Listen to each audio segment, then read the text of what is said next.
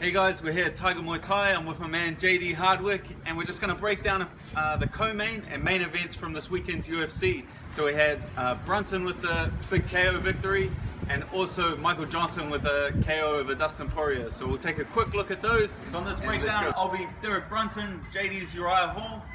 So what Derek did early on in the fight was take this outside foot. We're in an open stance. I'm a southpaw fighter. He's an orthodox fighter. He came in and he shown him his left hand. So he feinted his left hand, and that got Uriah to react. He's a very agile fighter, so he moved straight back. So this is earlier on in the fight, and we can see what Uriah does when Brunson shows him that lead left hand earlier in the fight. So from center cage, Brunson shows him that left, and we can watch as Uriah goes out and around to circle out of distance. So if we can watch the footwork of Uriah, we're going to see him go straight back and then loop around out of distance. Straight back and then come around, using a lot of space.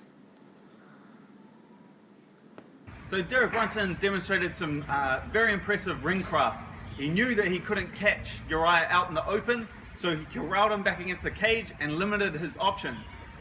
So what Derek did was show that feint again, which caused Uriah to react in the same way. He feinted, and backed Uriah up. Now if I take this outside angle, now I've cut off this exit. Uriah can't step across this way without getting caught by a punch. Also, I've backed him up into the cage, so now he can't go out and back up like he was out in the open. Derek feinted again, which caused him to lean.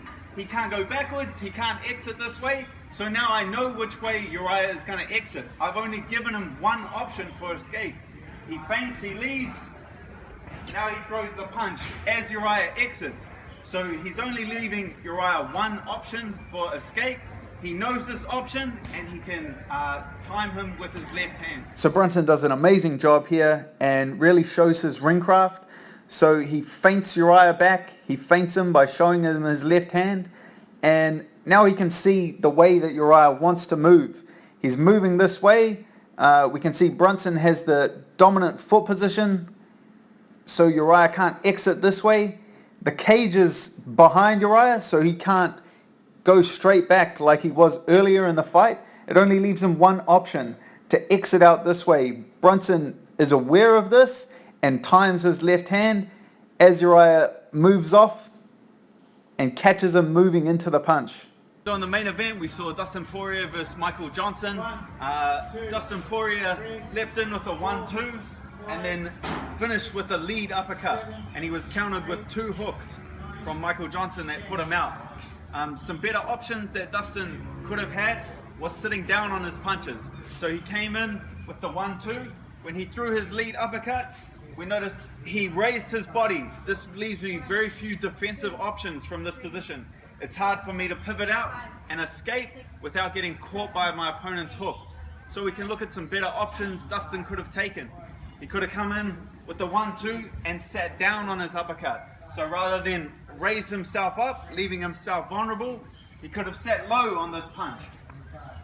And now when that hook comes, I'm still in good offensive position to counter with a nice hard shot. If I raise myself up and the hook comes, it's very hard for me to get any power in this punch. So one option, Dustin could have come in, 1-2, uppercut, still sitting down on this punch.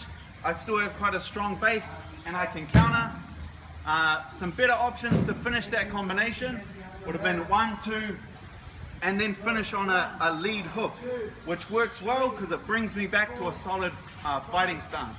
Another good option is to finish a 1-2 with your jab. Come in, 1-2, finish with a nice straight jab. It leaves me in good offensive position and defensively responsible to We can counter. watch in slow motion as Poirier comes in with his 1-2. Then we watch as he throws his uppercut. He raises his level high, so we can see he's changing his level high and getting caught out of foot position. So if we look at that foot, we can see he's quite high in his stance, whereas we look at the feet of Michael Johnson and he's planted quite solidly, so he can generate a lot more power in the exchange. So that's a breakdown of the co-main and main events. from this weekend. Thanks for watching.